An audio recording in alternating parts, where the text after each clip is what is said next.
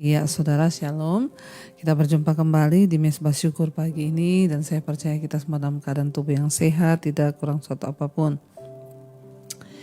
Baik, firman Tuhan hari ini terambil dari 2 Petrus pasal yang ketiga. 2 Petrus pasal yang ketiga, ayat yang ke-9, firman Tuhan berkata di sana, Tuhan tidak pernah lalai menepati janjinya, sekalipun ada orang yang menganggapnya sebagai kelalaian. Tetapi ia sabar terhadap kamu karena ia menghendaki supaya jangan ada yang binasa, melainkan semua orang berbalik dan bertobat. 2 Petrus pasal yang ketiga, sekali lagi firman Tuhan, Tuhan tidak lalai menepati janjinya, sekalipun ada orang yang menganggapnya sebagai kelalaian. Tetapi ia sabar terhadap kamu karena ia menghendaki supaya jangan ada yang binasa, melainkan supaya semua orang berbalik dan bertobat. Saudara, dengan jelas firman Tuhan berkata bahwa Tuhan itu tidak pernah lalai. Dia Tuhan yang tidak pernah lalai menepati janjinya, ya, dia Tuhan yang tidak pernah lalai. Ya, karena dia sudah berjanji dan dia pasti akan menepatinya. Dan dia tidak pernah lalai atau alpa atau salah. Tetapi banyak dikatakan sekalipun ada orang yang menganggapnya sebagai kelalaian. Mungkin kita bertanya apa maksudnya? Ya, Tuhan tuh gak pernah lalai, sekalipun ada orang yang menganggapnya itu lalai. Seringkali dalam kehidupan kita mengiring Tuhan, ya banyak yang bertanya, Bu, ya kenapa doa saya gak dijawab-jawab? Saya ini sudah berdoa, saya ini sudah begini, saya ini sudah begini, saya ini sudah begini. Ya, banyak orang yang menganggap Tuhan itu lalai, ya, di dalam menepati janjinya, karena kita mengukur waktu Tuhan itu dengan waktu kita. Padahal dengan jelas Alkitab berkata Tuhan tidak pernah lalai, sekalipun banyak orang yang menganggapnya lalai. Ada orang-orang yang menganggap Tuhan itu lalai, kenapa? Karena kita memakai tolak ukur waktu itu adalah waktu kita, bukan waktunya Tuhan. Ya, saatnya itu saat kita, caranya adalah cara kita. Ketika kita berdoa meminta A, tapi kemudian yang kita dapat B, kita berkata, kenapa Tuhan begini? Saya itu minta begini-begini, saya sering kali mendengar, saya itu berdoa Bu, saya minta usaha saya ya supaya diberkati, malah bangkrut, saudara. Sering kali tanpa kita sadari kita tuh menganggap Tuhan itu lalai. Ya, banyak yang berkata orang tua, saya tuh berdoa loh Bu supaya anak saya itu dapat pekerjaan yang bagus, malah dia dipecat dari pekerjaannya. Saudara, kita itu sering kali apa yang menimpa kita yang terjadi tidak sesuai dengan harapannya kita, maunya kita merasa itu kesalahan Tuhan. Ya, bahkan banyak orang yang datang, Bu saya ini punya anak, satu-satunya laki-laki, kok anak saya itu meninggal loh. Ya, di mana janji Tuhan itu? Mana Tuhan itu? Saya pun dulu pernah ya menuduh Tuhan itu lalai ketika saya begitu membayar harga dalam pelayanan. Saya bertanya, saya bilang kepada suami, Tuhan itu ada enggak? Ya, kalau memang Tuhan ada, kenapa kita harus mengalami begini? Ya, untung saudara, dikatakan di sana sekalipun ada orang-orang yang menganggap Tuhan itu lalai, padahal dia itu tidak pernah lalai. Ya, tetapi Tuhan itu sabar terhadap kamu. Kita bersyukur ya sampai hari ini Tuhan tuh sabar terhadap kita.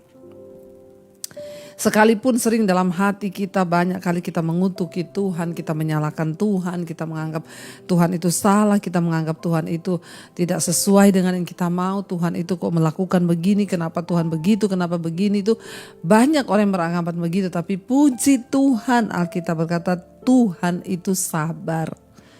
Ya, tetapi ia sabar terhadap kamu. Kenapa Tuhan sabar terhadap kita? Karena ia menghendaki supaya jangan ada yang binasa, melainkan supaya semua orang berbalik dan bertobat.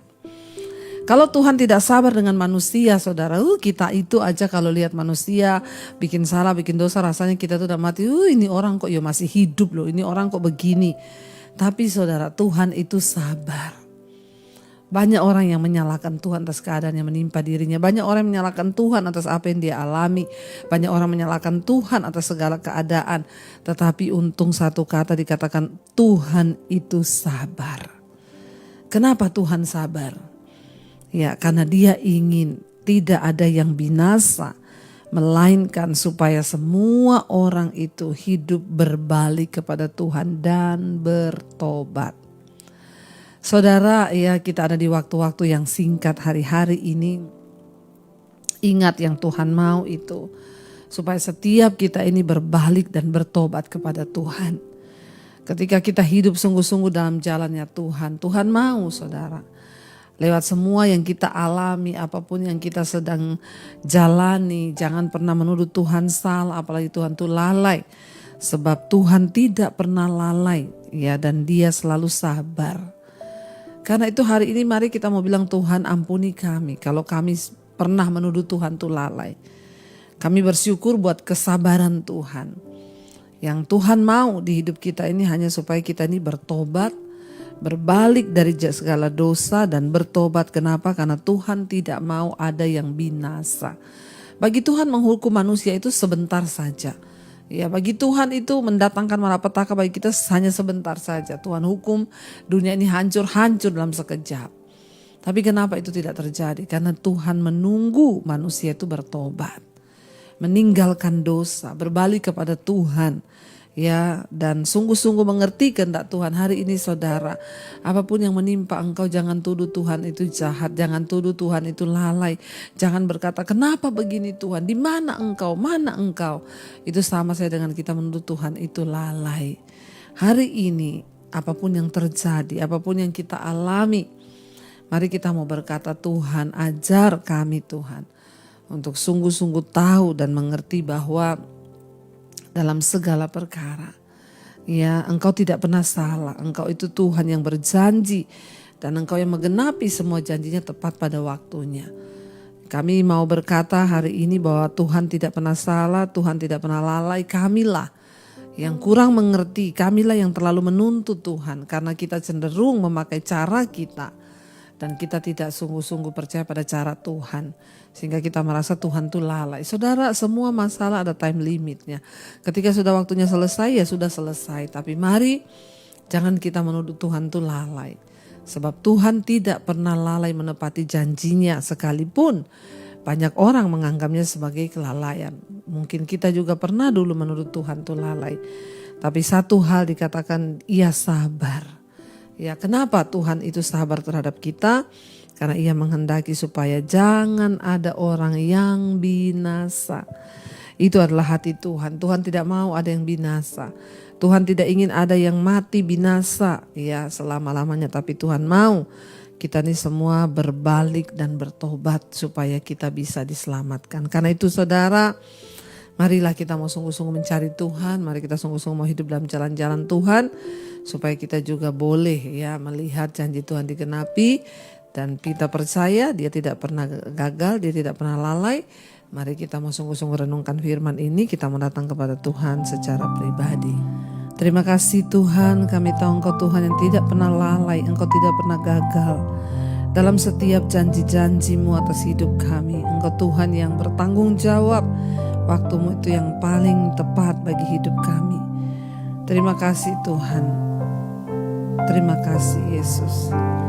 Tuhan tak pernah gagal, sanggup buktikan janji setiamu untuk selamanya. Iman kami berkata Tuhan, amin. Tuhan tak pernah gagal, Tuhan tak pernah gagal. Lebih lagi katakan dengan iman, Tuhan tak pernah gagal. Dia sanggup buktikan janji setiamu untuk selamanya. Iman kami berkata Tuhan, amin. Tuhan tak pernah gagal. Sekali lagi katakan dengan iman, Tuhan tak pernah gagal. Kau sanggup buktikan janji setiamu untuk selamanya. Imanku berkata Tuhan tak pernah gagal.